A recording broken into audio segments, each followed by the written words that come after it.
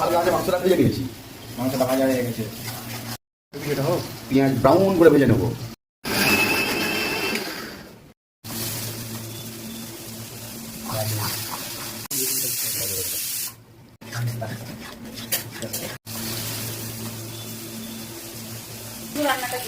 আলু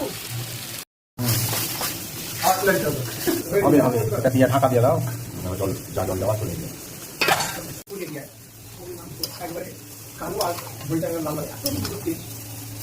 মাংস করে এই জিনিসটা ভালো লাগে মাংস তুলে দিবে। মাখন হয়ে যাবে দেখো। আর একটু চেক করে দেখতে হবে মনে যে সানরাইজের চিকেন মশলা, চিকেন কারি। চিকেন কারি আমরা সানরাইজ ছাড়া ব্যবহার করি না।